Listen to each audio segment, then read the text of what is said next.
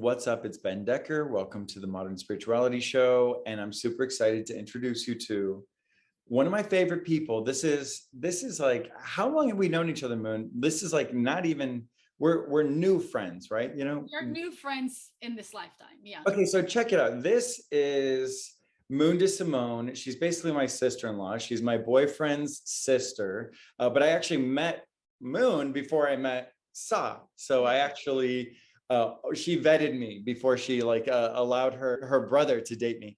And so Moon is a Vajrayana Buddhist practitioner. She just got back from a 3-month retreat that I can't wait to share, to hear more about and share with you guys. She also has an ongoing course about becoming a modern day Dakini. That one's for the ladies. And she's also available for one-on-one mentorship and has such a profound wisdom about you. You always hold Sa and myself and everyone around you to the highest possible standard. You like things to be legit. You have fun and you get enthusiastic, but you also keep it very, very poised and very precise and very disciplined. So I love these things about you. Welcome, Moun D'Simone. Oh my goodness. Hi, my love. I'm so honored and excited to be here. Thank you, thank you, thank you. It is true. I have known you for a while, and I did say yes, go ahead. To Sal, just like, okay, there's something really special here, and it's been so exciting to love you even more and get even deeper because of the relationship you have with Sa, to really feel like here's another brother who is profound and incredible and so wise. So with all of that, I'm just excited that we get to do this. So thank you for having me, my love. Yeah, absolutely. Yeah, thank you so much. So I feel like I want to provide some context for like your spiritual practices. So do you want to share a little bit about like your background, what you were raised from like a religious and spiritual perspective, and where you practice and how you practice now? Yes. I was raised Catholic in Brazil. I went to an all-girls Catholic school until I think it was like middle school, if it was equivalent to the States. And then I went to up to like a boys and girls mixed high school, but it was still Catholic. So we did pray every morning. I was baptized, but I also always felt like there was something missing. Of course, from that age, I didn't know what it was, but I didn't feel like, oh, this is it. I never felt like going to church was like, oh, I'm home. I felt there was something odd in regards to like having all this faith for someone way out there, but it doesn't mean that there's something here too. And since studying Buddhism, I had to restore my own faith and what that meant. So raised Catholic, but sort of renounced everything after moving here at 16 years old. I was just like, I don't believe in anything. There's nothing real. I was just rebellious around anything that had anything to do with God or a higher power. I was in a phase where it was, being a teenager and just doubting everything. So fast forward to 29 years old, I found out about Buddhism. It was actually through Sa. And at first I was like, I don't know about this. I was very skeptical. I became very skeptical and very judgmental and very critical about everything. And my first instinct with everything was, I don't think so. I doubted everything and I was very judgmental. And that really kept a lot of walls around my heart. But I was at a point in my life living in New York City where if you were to look at my life from the outside, you would think, oh, she's happy, cute, has a boyfriend, lives in Soho, works at a restaurant, makes a lot of money, is starting off her acting career, was modeling all over the world, was part of this magazine. So on the outside, I had it, I had made it. But on the inside, I would wake up and be like, there's still something missing. I remember thinking, this may be a rehearsal. I think I'm going to wake up one day and realize this is really your life. And I just would have this anger outburst until I finally realized there's so much more about myself that I don't know. There's so much more about the world that I don't know. And at that time, I was still very scared to ask the questions. And Sa had actually come from India from his first pilgrimage and started to push my buttons. And I was like, there has to be something else. I've known this person my whole life. In his head, an awakening. He came back. There's a lot of different things about him. Right. And that really just pushed me to want to challenge what I thought was possible because I saw such change in him. So fast forward a little more, I saved enough money, broke up with the boyfriend, left the apartment and went on a one-way ticket to India. And the first thing I did was a 10-day retreat in Bodh Gaya, which, as you know, Ben, but if you don't know, but guys, where the Buddha became enlightened. And it's this really beautiful, profound, powerful place. And hearing Buddhism and hearing the teachings, it was like everything I ever was ever looking for, and I didn't even know. But hearing it, there wasn't any doubt in my body. I didn't resist it. The critical mind, the critical, analytical mind, just really quiet. It was like I was in this nectar of acceptance, and I felt embraced by the teachings. And I never experienced something like that there was almost no resistance about any of the teachings. Of course, there are some of the things that, with time, I found myself, I understood a little more and I could accept it. But I felt, okay, there's something here, because if I'm not challenging and if I'm not resisting, if I'm feeling like there's a lot of truth here. So, that was the beginning of this new life. And I haven't stopped practicing and studying and stretching myself, going to the places that really did scare me, but knowing that I felt held, I felt held by the practice, by the community, by these teachings, and by this potential, that I realized that we all have. I never thought something like this was possible, and I did restore and redefine what faith meant, and devotion and prayer, and so many things that I had. What's faith to you now? What's faith to you now? Faith is, faith comes from a place of confusion. I believe that faith starts with you feeling confused about something, and you decide to challenge that. You decide to ask, there's something here that I am not accepting. There's something about, let's say, a belief that maybe I don't agree with anymore. So it starts from a place of confusion, and then you challenge that, and then you start to ask questions and become curious about other things.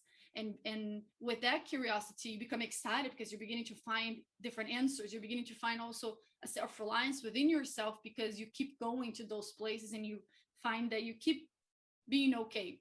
And then you arrive at a place that, trust arrives. And then faith comes from that. And I find that it is this deep knowing that we're always taken care of. And I don't mean like there's something out there, but there's something out there that exists as well within us. That foundational aspect of Buddhism, that there is a Buddha, many of them, and there's also a Buddha within all of us, and a Buddha nature, right? This essence, whether it is your soul, the God within, the source, love.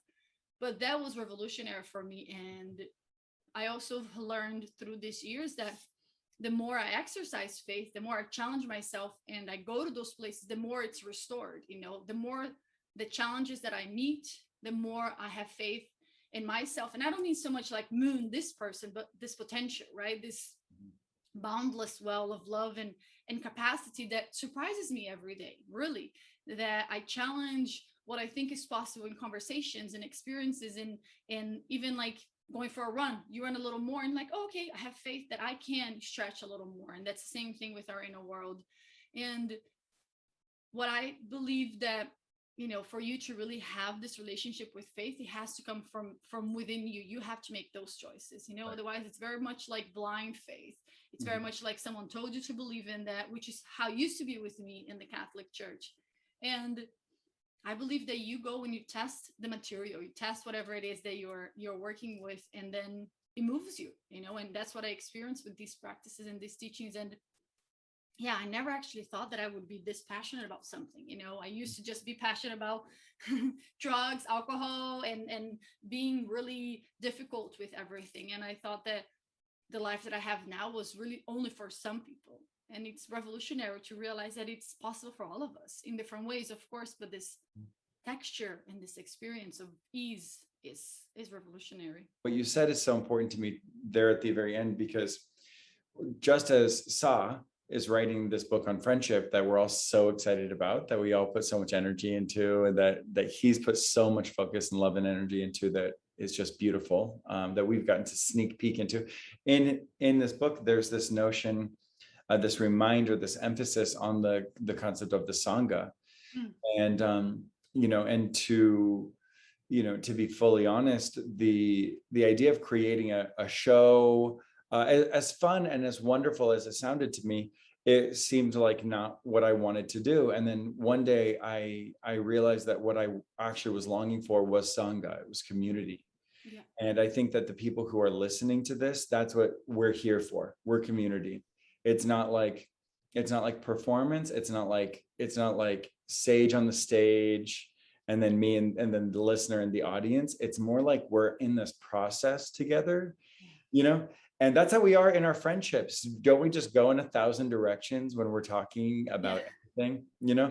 And but I did appreciate everything that you were saying, and I was following. But there's something really specific I wanted to come back to. And you said something about going to those scary places, you know, and I kind of wanted to just sort of like hear a little bit about a scary place for you.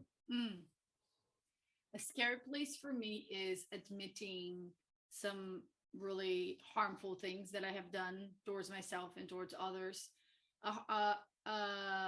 Scary place is admitting that, you know, I have been very, very judgmental and have had very terrible, quote unquote, negative thoughts towards myself and others, and just allowing myself to embrace those parts that used to feel very, very scary. You know, I used to think if I just hide it, if I just keep it in that corner, if no one knows that I'm also incredibly judgmental and critical, and I'm really nice and really sweet, but there is a dragon that's full of criticism that lives here. It's almost like it's always ready to come and take over the show.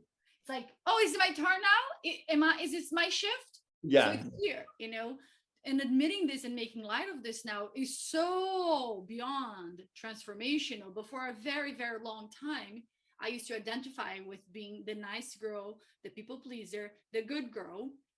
So admitting even to myself that I had this incredibly critical, judgmental, negative, really, I was a cunt. There was like this part of me that was just like, looking down and being really, I mean, deeply suffering, of course, but just deflecting that and projecting that onto others. But for a long time, I thought if I just keep this part hidden, if I never talk about it, no one will know and it will be okay. But then I'm feeling like I'm a fraud because everyone thinks I'm amazing, which I am. But then no one knows that I also have this part. So it was very confusing to grapple with, like, it is a part of me. It's not who I am, but it needs me. That was very scary. And, you know, also recognizing that there were times that I intentionally I was used to be very aggressive with my speech. You know, it came from that dragon. So going to those places and admitting that, not like admitting, confessing to someone else. It was much more for me to say, these things did happen. I did have these thoughts. And sometimes they do come to visit, but this is not who I am. Even admitting that and realizing that I'm more than my story is also as scary as acknowledging that we all have these parts. And it's not easy, you know, it's actually not easy to look at yourself and to open those doors and be like, oh, because then it feels like it hurts all over again. And then you're flooded with those memories, and, you know, and then guilt comes and resentment and shame, which we know. Well, let's talk about that for a second, you know, because you know, we all have the shadow aspects to our personalities. In the interfaith, modern spirituality, theosophical work, we usually refer to it as a higher nature and a lower nature. It's this idea that we are 100% divine and we are also 100% human/animal. And there's of course that indigenous proverb of the two wolves. We have two wolves inside of us. Which one survives is the one that you feed. You know, so one serves the higher nature, one serves the lower nature. So all of us have that dual nature. And so the acceptance of the self, I'm worthy of love, even though I sometimes am super impatient, even though I actually behaved in ways that I don't like in other people when I see it in other people. And I think that's the most natural thing in the world. And it's also the most natural thing in the world to want to hide that. And hide it from ourselves. 100%. Because it's actually like, imagine if we were taught from growing up that we all have these parts, but that's not who we really are. You know, we are taught, whether we accept from society or whether, you know, you're taught by your parents or caretakers that, like, you do something bad, you're a bad person, you know. So here I am growing up thinking, you know, I'm having these bad thoughts, quote unquote, I'm having this negative thought, so I'm a bad person. But Right. it's like, but wait, but everyone thinks I'm good, so, and I'm nice, and I do feel that that's true. So it is incredibly confusing, really. And it's part of, and I know you and I have talked about this, but it's part of really shifting the blame game, the punishment and reward mentality to a much more restorative way. That like, we are not the patterns inherently, right? We're not the thoughts, the habits, the beliefs, although they are there and they're valid. But the Right. truth of who we are is this divinity, is this Buddha nature, is incredible and timeless. And at the same time, denying those parts of us will still keep us stuck and not fully realizing our truth. So it is a paradox and it is messy, and it's messy. I say to my mom sometimes, I'm like, Mom, life is just messy. She's like, I don't like messy. I'm like, nobody does. No one likes messy, Right. But I think it's really the process of befriending those parts and accepting that some days it's the load is lighter and some days it's heavier, and it is a mystery. I've stopped trying to make sense of a lot of things actually, which is Right. very difficult for me. Well, I like this idea of human life is messy. Yeah. There's all this wonderful wisdom and all the different traditions about doing things in really precise ways. Why is that? Because it challenges us. It's an attunement. It stretches us to perform practices or rituals or to engage with people in specific ways, avoiding certain things. In the Judeo-Christian Islamic 10 commandments, it's all these don't do these things. Thou shalt not, thou shalt not, thou shalt not. Yeah. There's a lot of like, don't do that. Don't do those things, and it's like the avoiding of like harmful speech, and the ideas of course have their positive inverse, where it's right relationship, in the theosophical writings we talk about right human relations. They say that the next divine incarnation will initiate an era of right human relations. So it's like the Maitreya prophecies or the second coming prophecies. Yeah. But it's all based on this idea of us being able to actually engage with each other right in like the correct higher way. But I think it's so interesting also about something that you said that I want to ask you to elaborate on, is this idea, in neuroscience, we talk about the mirror neurons. Yeah. So ding, someone smiles and you want to smile back right away. Yeah. Someone's stressed and you immediately feel stressed.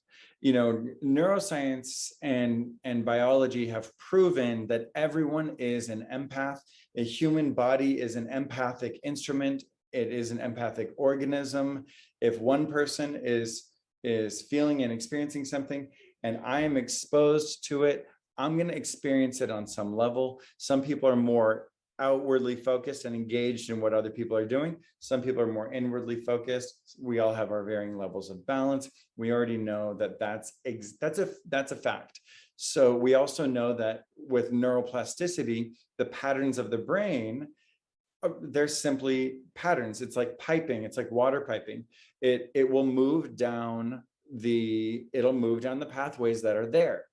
And so if you're having really harsh judgmental thoughts about another person, you are also having harsh judgmental thoughts about yourself because you have the harsh judgmental template encoded into your brain. And so you mentioned, we're harsh and we're unkind and we're, maybe even abusive to other people, as well as to ourselves. You were saying, of course, I was in a lot of suffering, but also it was being processed out on other people in all these different ways. Could you elaborate on the way we engage with the self and other and the relationship there? Yeah. I mean, I'm so glad that you so beautifully explained mirror neurons and how we're all empaths and how it's not only some people, even though you may read that on your Instagram, but on your Instagram feed, everyone's an empath. Everyone, you are human, you are an empath. Anyways, we don't need to go down that road. Yeah.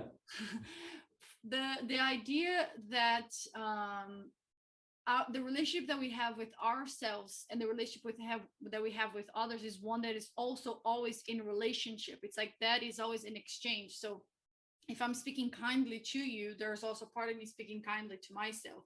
But if I'm being unkind to you, that is also happening within myself.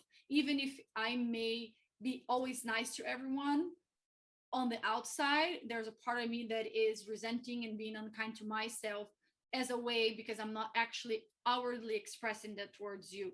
Mm. Because if I'm not genuinely being kind to you, there's an underlayer there that I'm being unkind. So there isn't really a difference between how you relate to others and how you relate to yourself. Like this is something that His Holiness the Dalai Lama does. It's just like there is a real difference between me and you. The way that I'm loving you, that I'm taking care of someone, that I'm showing up for someone, it's also an extension of what I do to myself. And I think sometimes it's confusing for people that have, similarly to myself, very people pleasing tendencies, that you think you're always taking care of people. So then how come you're not taking care of yourself? But then when you go to take care of yourself, it feels like you're being selfish. It's because Right. we are coming from a place that our cup is empty. So you're overdoing out of fear and out of guilt, or whatever the story may be, taking care of others, and then it's almost like you forget yourself. So learning how to take care of yourself while taking care of others, and vice versa, is a mastery, is the practice. Right. And yeah. I love that that idea of caring for ourselves and others is the practice, and the balance there and the exchange there. There's of course this there's like the notions of giving of yourself until there's nothing else to give. And then there's also the paradoxical realization of there's not really a separation between you and I. So if I give until I'm in immense suffering, then I'm actually creating suffering. Yeah. And the universe will then experience suffering, and whatever happens from me will be colored and attuned to the frequency and the flavor and the fragrance of suffering. Yeah. And so it's like anything you do is infused with the consciousness with which you do it. That's something Marianne Williamson said in her first book. And it's a universal truth. Yeah. So anything we say or do is infused with the vibration, we're infused with the state of consciousness that we're in whenever we're doing it. Mm-hmm. Yeah. And it's, I mean, I just love that. And it is that it's like the consequences or the impact of our actions are not so much of the actual actions as much as it is the intention which is carrying the action. It's like, I run over someone, but I didn't see them. The consequence of that action is very different than if I'm seeing someone and I intentionally run them over, Right. But regardless, there's always a consequence. There's always an impact to everything that we think, say, and do. And Right.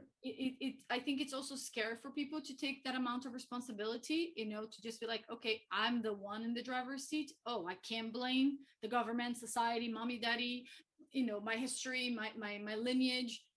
No, it's like there's a saying in Buddhism, it's like it's in your plate, it's yours to take care of, Right.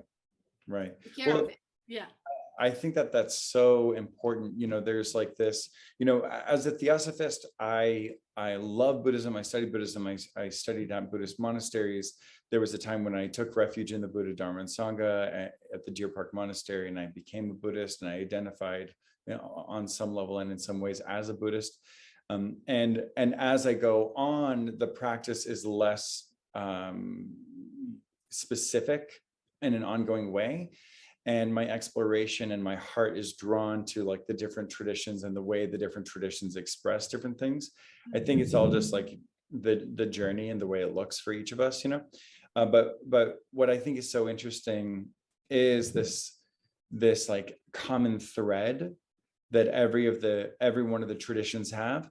And then there's also these like family recipes. Yeah. These like top secret little, this is how we do it. And it's so often secret because we're not trying to give you all of this until you get this, and this. It's the technology, it's the natural technology of initiation, where you have to learn to walk before you can run. It's just nature. Yeah. It's initiation.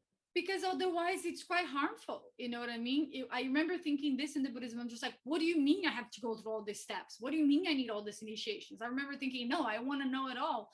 And it's not actually beneficial to anyone if you try to take a step bigger than what you're capable of at that time. It doesn't mean that you're not. It doesn't mean that you have to, like you so beautifully said, you have to learn to walk, and going through the stages is the exact necessity to arrive there and actually be able to receive the teachings and the quote unquote secret teachings or the secret family recipe, which, I just did a 3-month retreat, as you mentioned. And while it is, let's say, highest yoga tantra, which is the wording in the Vajrayana Buddhism, but within that, I'm still at the lowest within the highest yoga tantra. So there's even things within the teachings that my teacher would say, we're not going to talk about that right now. And I'm like, so what do you mean? This is the highest yoga tantra retreat? She's like, yeah, but you're still at the lowest aspect of it. And there's a little aspect of me that gets a little rebel with them. She's like, but what do you mean? I'm here, I want to know everything. And then she's just like, you just simply couldn't understand. And there's a humbling aspect that has to be sort of called forward from within us to accept that, yeah, we need to learn those ways. We need to go trusting that process, and the time of it always is as necessary as arriving there and receiving the so-called secret teachings. Absolutely. So often people want to know things like, what are the rituals? The ritual would have literally no meaning to you without the initiations. The initiations encode your awareness and even your body into the just right. And there's an intellectual training too. There's an entire process of understanding what these different symbols mean and how to apply symbolic understanding to the different practices. And if you don't go through the preparation and initiatory training of that, the ritual is not going to be like on TV, where you don't know a single thing, you've never practiced, you open a book and you read the words and it happens. Yeah. There are so many fun, interesting secrets and good things that TV and film leak that are like really fun to find, like Easter eggs. But there are also many, many misleading illusions that we need to look at film and TV like we look at symbolic metaphor, like myth, and say, okay, so them reading those rituals really doesn't mean them reading the words out of the book.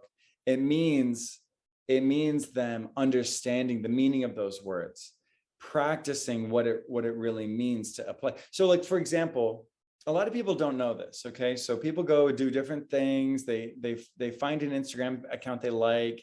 They start to watch some YouTube videos. They download like a Gaia membership and start binge watching the different shows on there. They make a couple interesting friends. Maybe they go experiment with psychedelics or something. And so they find themselves at a monastery somewhere. They find themselves experiencing all these different things, maybe with a shaman, I don't know. And so then as the interest is piqued and activated, the interest itself is naive, because the interest itself is like how fun, how cool, how interesting, love, j'adore. Yes. Yeah. But the path is long, and it's deep, and it's subtle, and it's profound, and it's thorough, and it will continue on past your death. I just love this so much, and I think it's what's so beautiful, because it's like all the steps that one will take and arrive there is still very much conditioned, because that's what they think they should do, and that's how they think the path should look like based on something they read or the documentary they watched or whatever it may be. And this path itself, the true experience that is very genuine and extremely mysterious, and also sometimes makes no sense. It can't actually be like, you don't really, it's like, of course we're giving roadmaps, right? We're giving these recipes, but you showing up to them, it's like you uncovering your own path within the path itself. And it's much more of this aspect of you that trusts, like, let's say it's your heart guiding you, or it's your Buddha nature, or it's your soul. It's not the conditioning, the habituated, the thoughts of this is how I think it should be, this how long I want this to last. It's not. It's like it's the same way that, some people are like, oh, I don't want to feel that because it's too scary, I don't know. And I'm just like, that's exactly why it's necessary. But as we know, there's so much more suffering that's created because we are so scared of just not knowing, right? Of the mystery, of this discomfort. And and sometimes I get a little bit like, I get a little sad, to be honest, when I see these kinds of expressions on Instagram, and even with people in my groups, and they come and they're like, so yeah. I'm just like, I love the enthusiasm, and also like, let's take a breath, because it's not like this. You know what I mean? It takes so much time. It's like, I've been practicing for over almost 8 years. Just did this 3-month retreat, and I couldn't be more in the dark with so much. It's so humbling to be like, I know a lot of things, and I actually have way more questions now. Right. And at the same time, there is a lot of internal space to discern. And at the same time, there's so much that I have no clue. So it is the most humbling experience to just trust and keep going. Well, but again, it's a muscle, right? That we haven't really been exercising. Right. Well, I will say that in real life situations, when we've had conversations and there was no glimmer of an audience of any kind, you have been very intuitive, and I've seen that your wisdom and your intuition is very developed. And I see that you listen to it and you engage with it, which is also an indicator of maturity within something. It's one thing to know something, it's another thing to practice it. And it's one thing to practice it, and it's another thing to have it become embodied, And so there's like that ongoing journey toward the embodiment of it. But there's something that I think that you said that I wanted to look at. You said carving out your own path within the path. And this is interesting to me because in a comparative religion, in a world religion course that I took through, it was a program through Harvard. So it was a very high quality, very academic program. The professor was amazing. The first thing that she taught, the first thing that she presented in this world religion course was that religions are internally diverse. So we always think about, oh yeah, whether you're Buddhist or you're Jewish or you're Christian, that's the diversity that's the external diversity of religions. Internal diversity is you and I have been in the same religion for years and we're completely different. It's our path within the path.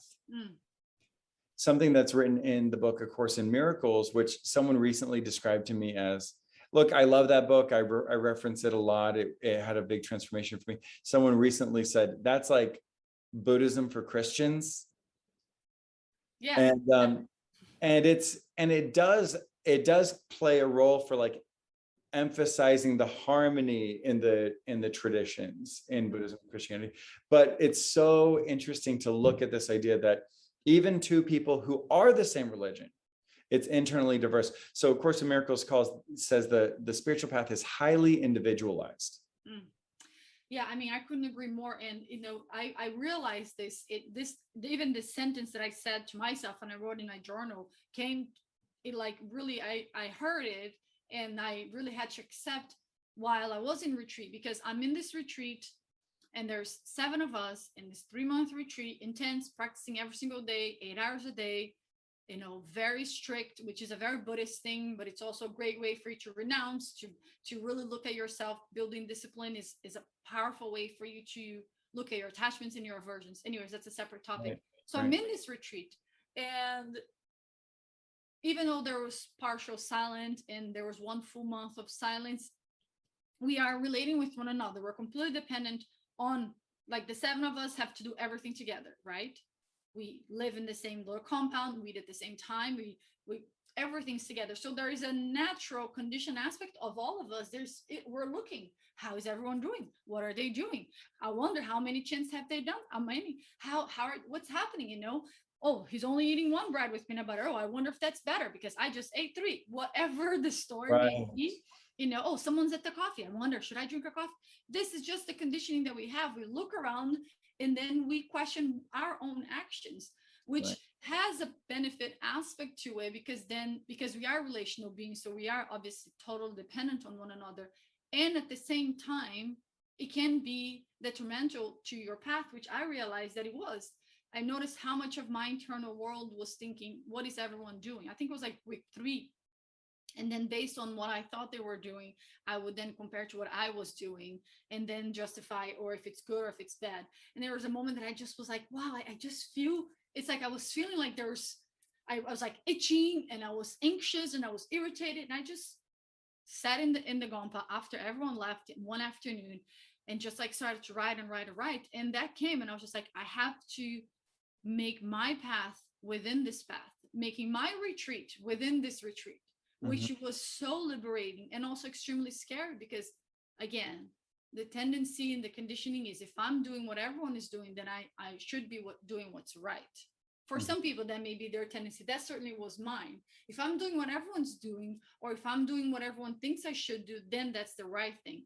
So as you said so beautifully, for me to acknowledge my individual path, my individual retreat within the group retreat was one of the most liberating aspects of the retreat. And to carry that out in my life is also super scary, actually, because if I'm half asleep and distracted, the tendency is just run the show, and the habituated is to just look around, but to actually be an individual, because of course I'm following these teachings and the same retreat has been led for 40 years, but there has never been a moon with my own intricate, mysterious, complex, sophisticated karma. So I have to work that within the parameters, within the structure, and that is my individual path. And not to say that I'm not completely dependent on anyone. That's why it's so paradoxical to be an individual while in utter completely dependence and relationship with everyone. So this is the dance, right, that we keep finding. And there isn't like, here it is, it's you being with yourself and you having to realize that. Yeah. So what are some of the ways that you tune into like your path within the path, your personal path? I think that what really happens with me is like when I'm making a decision, I try to really pause as often as I can to see where it's coming from. You know what I mean? If I'm choosing this because if there's a should in there, I should do this, or I should answer like this, or I should say yes to this, I catch it and I'm just like, no, it's like this is so old to me to hear the narrative. It should be this because that person, because this. And then I give myself the time to ask again. It's almost like I'm in this room and I'm like, is this the door? Yeah, this is the door, you should go. And I'm like, no, I don't think this is the door. So being in the room without choosing reactively, giving myself the space to then decide and respond takes a lot of practice. Just having that internal space comes from actually having a daily devoted practice. Otherwise, we're just in the reactivity, but choosing from a place that I feel like, wow, I'm actually at ease with this choice. It's not so much like I'm excited. It's way relaxed. I feel excited, but it's totally weaved with a sense of ease. I can tell completely if my inner world feels relaxed around people, conversations. As much as I'm totally excited right now, I'm so relaxed because that's how I respond with you. Like there's a full yes happening because of our relationship, because of how much I admire you and we relate. And there's a conscious, decision here that this is supportive to us individually and together. And then you feel it. It's like, I remember sometimes I used to have these conversations and I would leave feeling like there's something, there's an aftertaste, or like a choice. And I'm like, oh, and the doubt just comes running. It takes a lot of time, really. It takes practice to be able to stand up for yourself. And it does feel lonely at times, but it's not that lonely like you think it's wrong. It's like, it is alone, right? I'm alone in this path. I had to accept that also. The individuality aspect is, this is just me, as much as I'm totally connected and it is a communion at all times. And we're so dependent on this community. It is very much, I'm here and then we are here and we're here and I'm here. Right. That's one of the things that I love about faith. Yeah. Is that in that space where by all accounts you're alone, there is this reality that there is a divine nature within you. There's a divine presence within you, accessible in the present moment. Yeah. And only in the present moment. So I like the way that it's said in the Bible. the spirit says I'm nearer to you than your breath. And we know that there's so much with the breath, like it's prana, which is the life force energy that animates the body. And we draw it from our surrounding environment, which is actually like provided to us by other creatures in this same surrounding environment, you know. And it's like the breath has so much intimacy with it, so primal, so visceral, so real. You do not last very long without breath, you know. No. And a really, really good couple breaths makes a big difference, you know. Yeah. You know, and then this idea that I am alone in my path. I remember reading, but I'm not ever truly alone, due to the interconnectedness of all things, my connection with the divine. I remember reading, when I was a kid, I read a book at school called Where the Red Fern Grows. And it's about this myth of the red fern. It's a plant that's normally green, but it grows red once in a while, and it's like a mutation. It's wild when it does that. And Where the Red Fern Grows, the title of the book, is it refers to a part of this myth where only an angel can plant a red fern.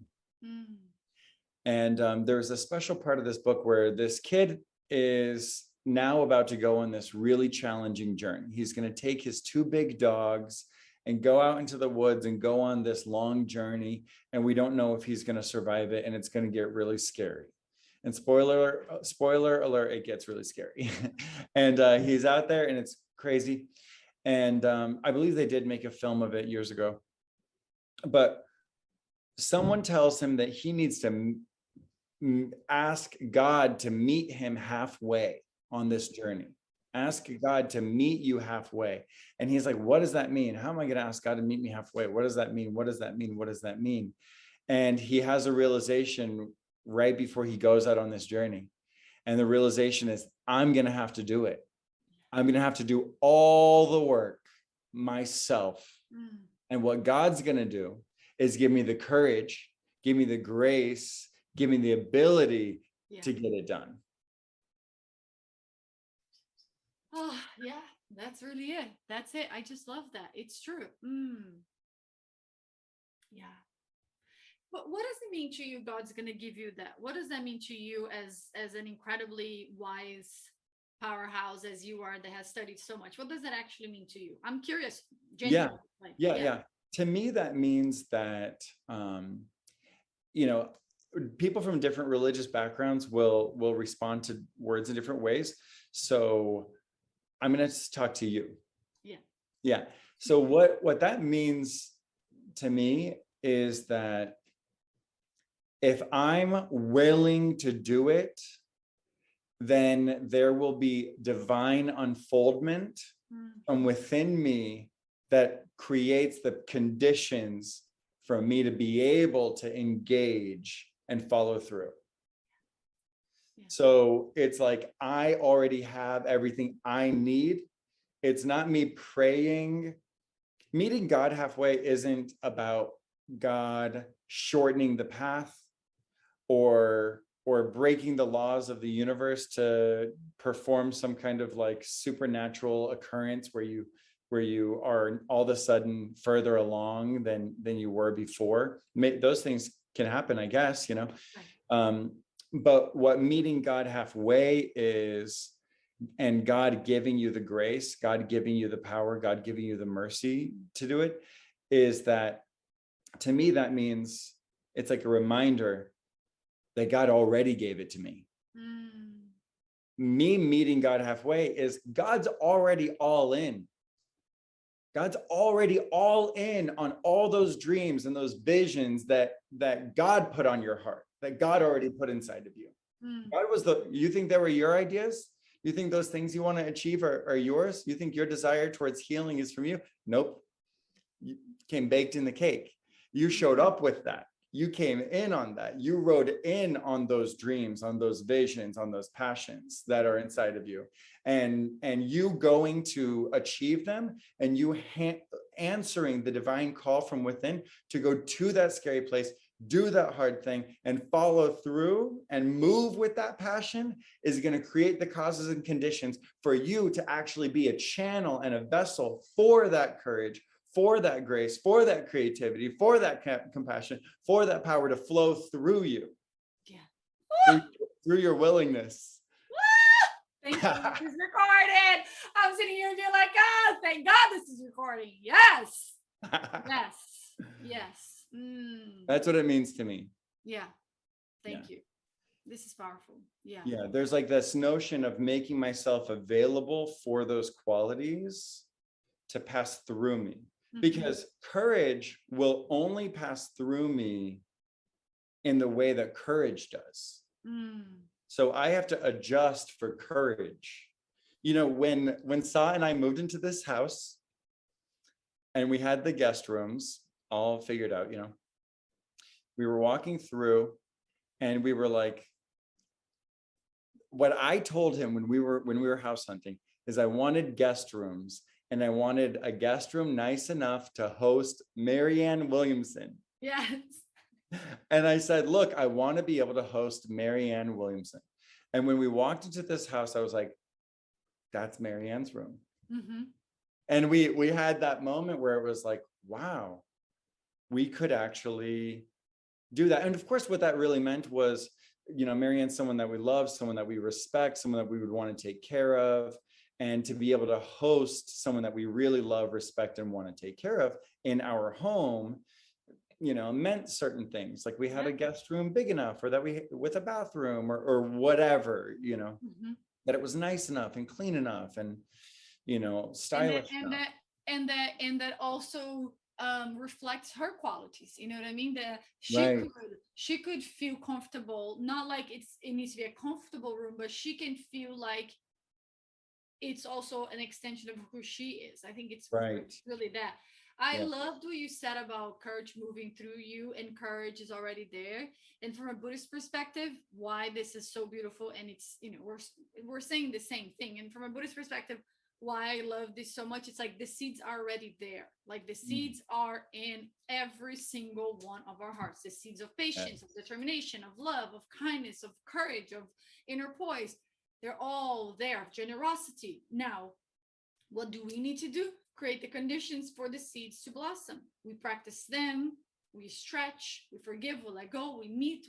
We begin by believing that it is even possible. You know. And I remember when I first started studying this and being like, it's like, yeah, like I believe I have a Buddha nature, but do I though? And I remember being a little like, the overcritical old me was still like really wanting to take over the show and like run the stage. And my teacher so beautifully said, if there's 1% of you that can get on board with this, just work with that. It's like, just strengthen that 1%. And I was like, oh, I can do that. And sure enough, after all these years, the 1% grows and grows and grows. And now the majority of me believes this is possible, believes that I am courage and I am love and I am all of these things. Of course, the doubt comes and goes, but there's more of me willing, like you so beautifully said, to go to those places. And when I do so, I'm only met with that. But this is so profound and so beautiful, Ben. And I'm so glad that this is where we went, because it goes back to what we said in the beginning. It is so scary to go there because there is no guarantee of how it's going to feel, what it's going to look like, or how is it going to transform you, and what you're going to have to let go. There isn't like an actual 1, 2, 3. Here it is, equation. Right. Sure, there is a system, but you're going to uncover your individual, again, path within that system and that structure. And that is very scary for a lot of us, because we're conditioned to want to know and control and make sense and define and talk about it and make it fit this mold of expectation. But that's also so limiting, really, you know. And yeah, I mean, Marianne Williamson has that profound, now that we're talking about her, that profound, powerful quote that we're not really scared of our, what is it? You know this better than I do. Yeah, Please, shall I? please. Okay, well, the reason Marianne came up was because we were talking about what would be the correct way to host that presence, you know, that person. And so when we think about something we want to have, do, or experience, or create, or become, what are the correct inner changes to make to host that presence? The presence of courage. How can my temple, my body temple, host courage? And so the quote that you're referring to is, our deepest fear is not that we're inadequate, but that we're powerful beyond measure. It's our light, not our darkness, that frightens us the most. Yes, exactly. I mean, that it's so true. And you said so beautifully, what do I need to do in my temple to host courage? Yeah. Yeah. So that's a great thing to reflect on. Like, how can I become a worthy host of these qualities I seek to embody? You know, and like the Eightfold Path, you know, and it's like, how can I really be the embodiment of the Eightfold Path? And even, you know, there's the 10 commandments, and then there's the 2 commandments. Jesus gave 2 commandments. A lot of people don't know that he gave 2 commandments. I didn't actually. Yeah. Yeah. Yeah. And the short version of them are love God, love others, love thy neighbor as thyself. And, you know, it's basically this idea that love God and love others as yourself, you know? So it's like, yeah, love you too, but love God and love other people full on the same, you know? And so there's this like really special magic, I think, in that idea of like the transition from the thou shalt not commandments into the just do this. Yeah. It's like, thou shalt not kill, thou shalt not do this, thou shalt, you know, do these couple different things. And then it was like, you know what, just love God and love others. Yeah. As yourself, you know? And I think it's like so perfectly resonant with the idea of loving kindness, the loving kindness practices, you know. And so I see it all. I see the new world religion.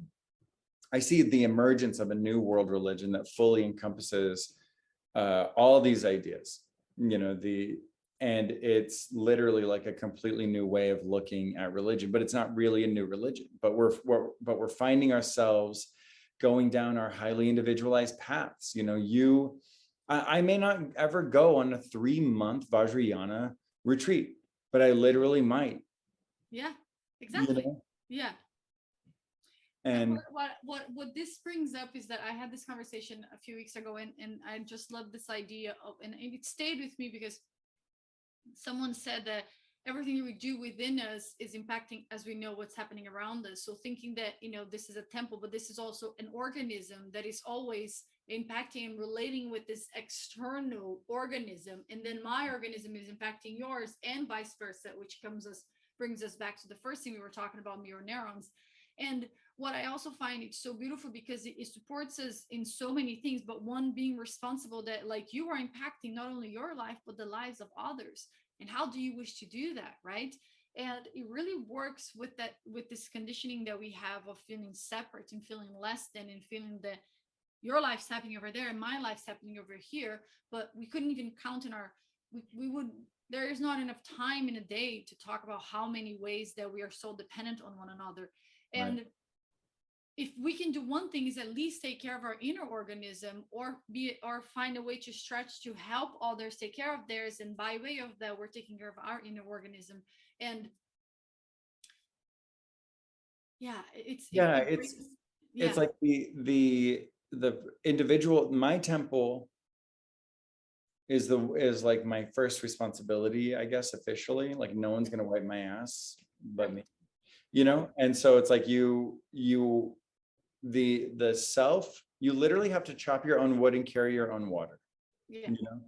And then when I am attuned to the presence of my own awareness, and I'm in the moment, then I can actually look at you and through my awareness of my own temple that I'm operating within, I have the recognition that your organism is also a temple.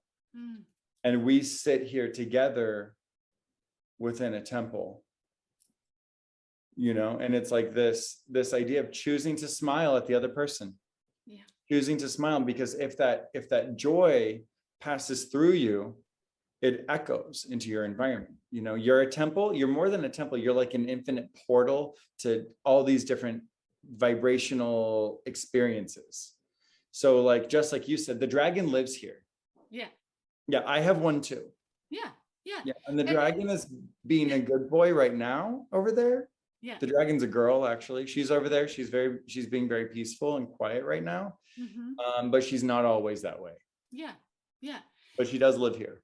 She sure does. And I think it's like not wanting to get rid of them, you know, instead of working with them and having it be alchemized and transmuted and transformed into wisdom. Because if we can work with that, it's at the core of it, just energy. Like the dragon, quote unquote, mine and yours, they're not inherently bad or good, right? They're trying to protect us. They're trying to tell us what they think it's right. So if we work with those energies, emotions, tendencies, there's more power for us. There's more available for us. And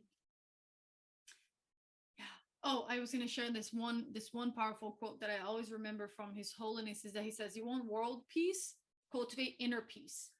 How do you cultivate inner peace? Go help others, go serve others, you know, because then you're out of your way and you're serving others. And then you realize, wow, here's me putting myself out there, serving them while serving me. It's again, just this constant exchange and relationship that it's very vulnerable, actually. And I think that's why we get in our way so much sometimes, because it is vulnerable to put yourself out there.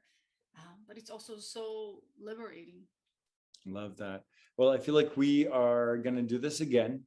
Yeah. I'm like, we just went to like 1,000 universes and then we came back and I was like, so yeah, anyway. They're going to love it. I know that the community is going to love it. They're going to really appreciate getting to know you and all of the great directions that we just went in.